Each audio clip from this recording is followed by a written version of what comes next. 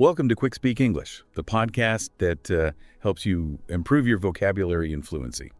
Yeah. And today we're going to be talking about something really interesting, how to live a more fulfilling life. We're going to explore some ideas about, well-being and happiness, Right. and learn some great new vocabulary along the way. It's a topic that's close to everyone's heart, right? Yeah, What makes us truly happy? it really is. And, one idea that keeps popping up is this whole less is more thing. Right. It seems like more and more people are kind of embracing this concept. Yeah. What are your thoughts on that? Well, I think it's a reaction to just the consumer culture we live in, right? Yeah. Where we're constantly bombarded with messages that tell us we need more stuff to be happy. Right. But, more and more people are finding that just isn't true. In fact, having too much can actually create stress and anxiety. Yeah, it's like our stuff ends up owning us instead of the other way around. It can be very overwhelming. I've heard that decluttering can actually have a positive impact on your mental health. There's actually research that supports that. Decluttering can reduce levels of the stress hormone cortisol and even help you focus better. Wow. Just imagine your home is a reflection of your mind. Clearing that physical clutter can also help clear mental clutter. That's a great way to put it. But getting rid of things can be hard. I know I struggle with it. Right. There's a feeling of attachment even to things I don't really use anymore.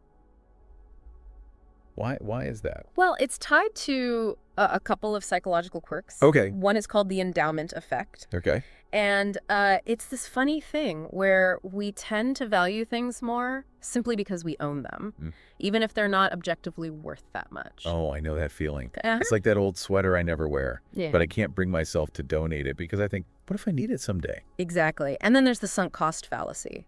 We hold on to things because we've invested time, money, or effort into them, even if they're no longer serving us. Think of it like this. Imagine you bought tickets to a concert, but you wake up with a terrible cold that day. Right. Even though you're miserable, you might still go because you don't want to waste the money you spent on the tickets. Right. It's the same idea. That's such a good example. It makes total sense now. Yeah. So if we can overcome these mental hurdles, how can we shift our focus from accumulating possessions to seeking experiences? Well, I think it starts with understanding that happiness isn't really found in things, but in moments. Think about a recent experience that brought you joy. Maybe a trip with friends, a delicious meal, or learning something new. Yeah. These experiences create memories that stay with us long after the thrill of a new purchase has faded. It's like investing in yourself and in relationships rather than in material things. Exactly. And these experiences don't just create memories, they actually shape us. They can introduce us to new passions, help us develop new skills, and even challenge our perspectives. They become part of our identity. And that ties into the idea of sharing, right? Those experiences become even more meaningful when we share them with others. Absolutely. Think about something as simple as sharing a meal. Right. It's not just about the food. It's about connection, conversation, and creating a sense of community. Sharing experiences strengthens our bonds with others and reminds us that we're not alone. And sharing doesn't always have to be about, big extravagant experiences. Right. It can be as simple as sharing a skill you've learned. Right. Or helping someone out with a task. Exactly. Even small acts of sharing can create a ripple effect of kindness and generosity. It all contributes to creating a sense of belonging and strengthens our communities. So it's not just about getting rid of things. Right. But it's also about filling our lives with meaningful experiences and connections. Precisely. And that brings us to another important point, living in alignment with your values. It's about taking a step back and asking yourself, what's truly important to me? Right. And then making choices that reflect those values. I've never really thought about it that way before. Could you give me an example? Sure. Let's say you value spending time in nature. Okay. Living in alignment with that value might mean taking a walk in the park every day or planning regular weekend hikes. It's about making choices, big and small, that reflect what matters most to you. So it's about walking the walk, not just talking the talk. Exactly. And when our actions are in line with our values, it creates a sense of inner peace and authenticity. We feel more grounded and fulfilled. That makes so much sense. It's like our values act as a compass, guiding us toward a life that feels true to ourselves. And this whole conversation about well-being and living a fulfilling life reminds me of two very important practices: gratitude and mindfulness. Have you ever thought about how these practices can impact our daily lives? I've heard these words a lot, but I'm not sure I fully understand them. Well, gratitude is simply about appreciating the good things in your life, both big and small. It's about noticing those things, acknowledging them, and feeling thankful for them. It could be as simple as appreciating a beautiful sunset, or as profound as feeling grateful for the love of your family. So it's about shifting our focus from what we lack to what we have. Exactly. And mindfulness is about being present in the moment without judgment. Okay. It's about paying attention to your thoughts, feelings, and sensations without getting carried away by them. It sounds like mindfulness could be a great tool for dealing with stress and anxiety. It can be incredibly helpful. Instead of dwelling on the past or worrying about the future, Right. you're focused on what's happening right now. It's like hitting the pause button on your thoughts and just being present in the moment. That sounds so peaceful. But how do we actually practice gratitude and mindfulness in our daily lives? There are so many ways. One simple practice is keeping a gratitude journal. Every day, write down a few things you're grateful for. It could be something as small as a cup of coffee or as big as a major accomplishment. The act of writing it down helps you savor those positive moments and cultivate a sense of appreciation. That sounds easy enough. And what about mindfulness? How can we incorporate that into our routine? One of the most effective ways to practice mindfulness is through meditation. Even a few minutes of focused breathing can make a world of difference. Find a quiet spot, close your eyes, and focus on the sensation of your breath entering and leaving your body. If your mind wanders, gently bring it back to your breath. It sounds like a great way to quiet the constant chatter in our minds. It really is. And speaking of simplifying and focusing on what's essential, there's a whole movement dedicated to that minimalism. Yeah. Have you ever considered adopting a minimalist lifestyle? I've heard the term before, but honestly, I always thought it was just about getting rid of all your possessions and living in a stark, empty house. It's a common misconception. Minimalism isn't about deprivation. It's about intentionally choosing to live with less stuff, so you can focus on what truly matters. It's about creating a life that feels spacious and uncluttered, both physically and mentally. So it's more about being mindful of what you bring into your life, Right. both materially and in terms of commitments and obligations. Exactly. It's about creating a life that aligns with your values and priorities, a life that feels intentional and meaningful. Think about it like this. Imagine your life as a closet. If it's crammed full of stuff, it's hard to find what you need, and it can feel chaotic and overwhelming. But if you clear out the clutter and keep only the things that you truly love and use, it becomes much easier to navigate, and you can breathe a sigh of relief. It's like creating space for the things that bring you joy and fulfillment. Precisely. And, one of the beautiful things about minimalism is that it can be adapted to fit your individual needs and lifestyle. There's no one-size-fits-all approach. It's about finding what works for you and what helps you create a life that feels authentic and fulfilling. Exactly. It's about creating a life that reflects your values and priorities, a life that feels spacious and uncluttered, both physically and mentally. It's about being mindful of what you bring into your life, both materially and in terms of commitments and obligations. It sounds like minimalism could be a really powerful tool for creating a sense of peace and clarity in our lives. But I imagine it could be pretty overwhelming to even think about getting started. Where do you even begin? Well, there are many approaches. But a great place to start is by identifying what's truly essential in your life. Ask yourself, what do I use regularly? What brings me joy? What items hold sentimental value? Once you've identified those essential items, you can start letting go of the rest. And remember, it doesn't have to happen overnight. Start small, maybe with a single drawer or a shelf. And as you start to experience the benefits of decluttering, you'll naturally want to continue. It's like taking baby steps towards a more intentional and fulfilling life. Exactly. And as you declutter your physical space, you'll likely find that you're also decluttering your mental space, creating more room for peace, clarity, and creativity. I love that. It's like making space for the things that truly matter. Precisely. And remember, minimalism isn't about deprivation or sacrifice. It's about choosing to live with less stuff so you can focus on what truly matters. That's a powerful message. So we've talked about a lot today, from decluttering and experiences to living in alignment with our values, from the importance of sharing to the practices of gratitude and mindfulness, and now even the concept of minimalism. It's clear that there are many paths to a more fulfilling life. And this is just the beginning of the conversation. What resonated with you the most today? Which ideas are you going to explore further? It's been fascinating to learn about all these different perspectives on well-being and happiness. I'm especially intrigued by the idea of aligning my life with my values.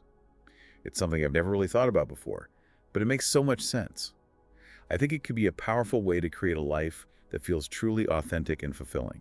I think you're onto something. As we talk about these ideas, I can't help but think about how they connect to language learning. Oh, that's an interesting thought. Tell me more about that connection. Well, think about it. Learning a new language is an experience in itself, isn't it? It opens up new worlds and cultures, exposes you to new ways of thinking, and helps you connect with people from all walks of life. It's like expanding your horizons and stepping outside of your comfort zone. Exactly. And just like decluttering can create space in your home and your mind, living a new language can create space in your brain for new ideas and perspectives. It's like making room for new possibilities. I love that analogy. It's like decluttering your thoughts and making room for new ways of thinking. And remember how we talked about the importance of sharing experiences? Well, language learning takes that to a whole new level. When you can communicate with people in their native language, you can connect with them on a deeper, more meaningful level. You can share stories, ideas, and emotions in a way that wouldn't be possible otherwise. It's like building bridges between cultures. Precisely. And think about the value of aligning your lifestyle with your values. If you value personal growth and expanding your horizons, then learning a new language is a tangible way to live those values. It's like putting your values into action. And speaking of values, I'm curious about how gratitude and mindfulness might play a role in language learning. Oh, they're essential. Think about it. When you approach language learning with gratitude, you appreciate the opportunity to learn, to grow, and to connect with new cultures. You celebrate the small victories along the way, like learning a new word or having a simple conversation. It's about finding joy in the process, even when it's challenging. Exactly. And mindfulness can be incredibly helpful when it comes to actually studying and practicing the language. It helps you stay focused and present during your study sessions, and it allows you to approach mistakes with curiosity rather than frustration. It's like being kind to yourself and recognizing that learning takes time and effort. Precisely.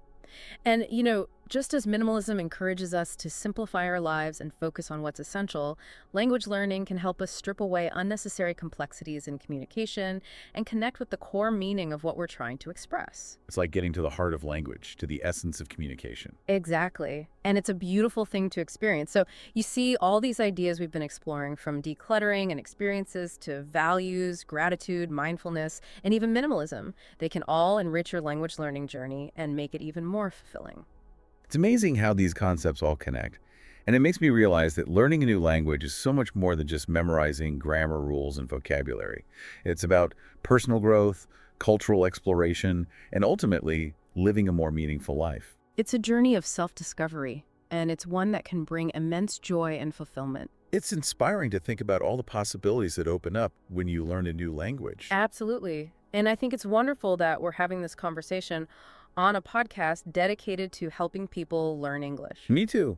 It's like we're all on this journey together, supporting each other along the way. And that sense of community is so important. Remember how we talked about the power of sharing?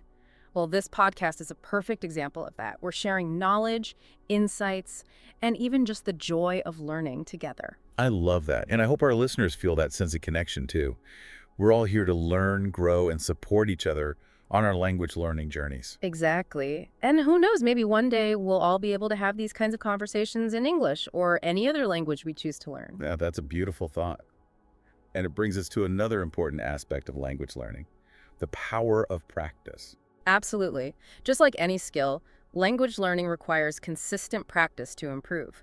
The more you use the language, the more confident and fluent you'll become. It's like exercising a muscle. The more you use it, the stronger it gets. That's a great analogy. And there are so many ways to practice your English skills. You can read books and articles, watch movies and TV shows, listen to music and podcasts, and of course, talk to people as much as possible. And don't be afraid to make mistakes. Yeah. Everyone makes mistakes when they're learning something new. It's part of the process. Exactly. Mistakes are opportunities to learn and grow. The important thing is to keep practicing, keep learning, and keep having fun with it. And remember, you don't have to do it alone. There are so many resources available to help you on your journey. That's right. There are language exchange partners, online courses, language learning apps, and even podcasts like this one. We're here to support you every step of the way. And remember, the journey itself is just as important as the destination. Enjoy the process of learning, embrace the challenges, and celebrate your successes, no matter how small they may seem. That's such great advice, and it leads us perfectly to the final part of our conversation today. So we've covered a lot of ground today. We have, from decluttering our homes and minds to the importance of experiences and aligning our lives with our values, Right. from the power of sharing and gratitude to the benefits of mindfulness, and even the concept of minimalism. It's clear that there are many different ways to create a more fulfilling life. And we've also seen how these ideas can be applied to language learning, making the journey even more rewarding and enriching. Absolutely. It's all connected. Learning a new language is an experience in itself. Yeah. One that can broaden our horizons, connect us with new people and cultures, and help us grow as individuals. It really is. And remember, language learning is a journey, not a destination. Right. There'll be ups and downs, challenges and triumphs. Yeah. The key is to embrace the process, celebrate your progress, and never stop learning. And don't forget, we're here to support you on your journey. Be sure to subscribe to QuickSpeak English for more tips, insights, and inspiration to help you improve your vocabulary and fluency. And be sure to check out the description for links to additional resources, including vocabulary lists, exercises, and more. Thank you so much for joining us on this episode of QuickSpeak English. We hope you found it valuable and inspiring. Until next time, happy learning.